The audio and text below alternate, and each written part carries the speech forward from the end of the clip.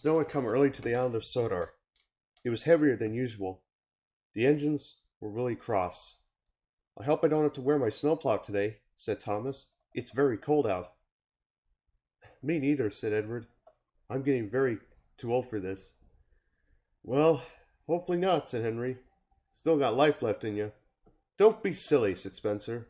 "We'll be fine. We just brush the snow away."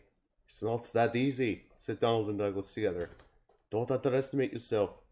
Then Sir Topham had arrived. "Engines, I need your help. We need to deliver the fuel and all sorts of supplies all over Sodor. We must get this done by midnight, otherwise we'll get hit by a big snowstorm. Thomas, I want to speak to you at Rocky Mountain Station later on. You have a special load that I need you to take to Wellsworth." "Yes, sir," said the engines. Then he turned to the other engines. "Engines, I need your help. Do everything you can," said Sir Topham Hatt. "Especially you," he said towards the vehicles, and Sir Topham Hatt left. Soon all the engines were hard at work. Mavis was delivering fuel to all the stations on Sodor. Emily was taking passengers up the branch line, and Henry was delivering logs to all the houses. Soon everyone was hard at work. It was very cold, very windy, and the snow was blowing up all over their faces. They didn't mind, and they knew what had to be done by midnight.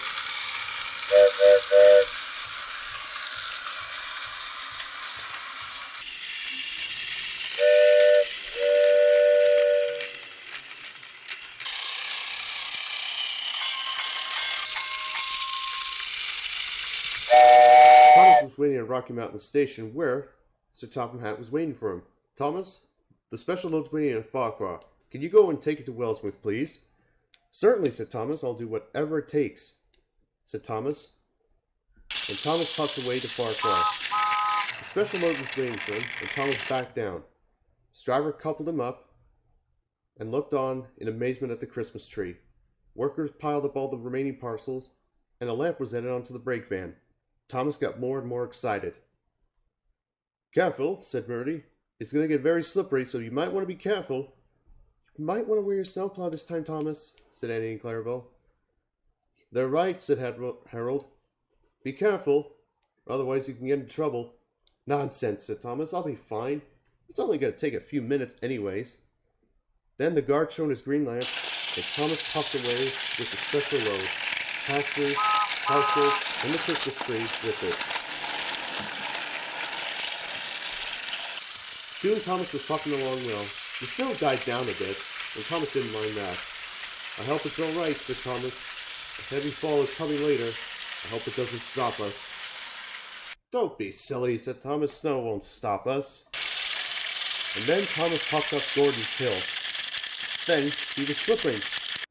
"Come on, I gotta get these parcels delivered before midnight."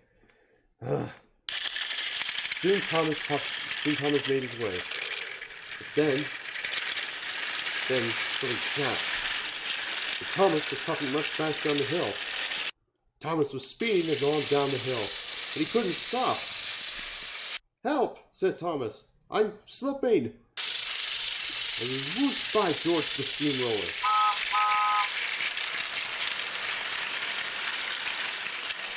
"Ugh, what was that?" said George. Then Thomas flew by Elizabeth.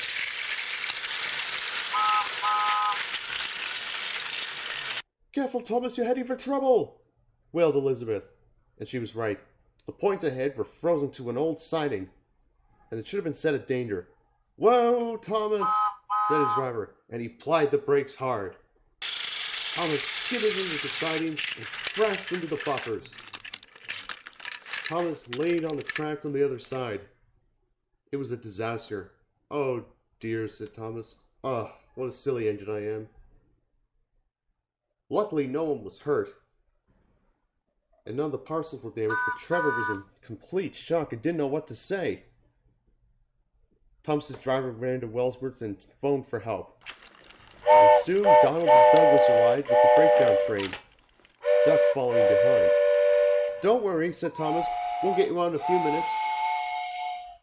Then Edward arrived with Rocky. "Don't worry," said Edward. "We'll get you out in no time." "He's right," said Rocky. "You'll be fine, Thomas." Then Toby arrived with Henrietta and a few carolers. "Don't worry," said Toby. "You'll be just fine. Stay where you are."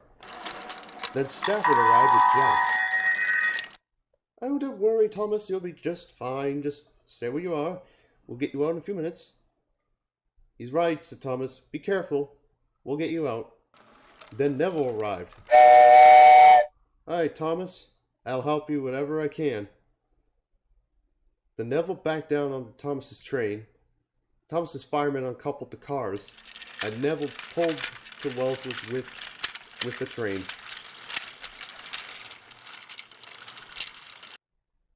Workmen arrived to put in extra rails so they could put Thomas back on the rails.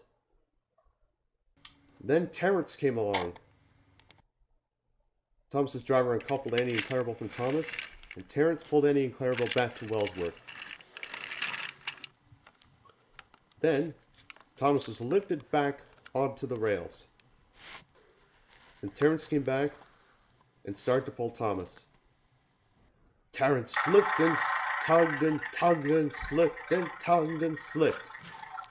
And at last, he pulled Thomas clear of the snowbank back to Wellsworth.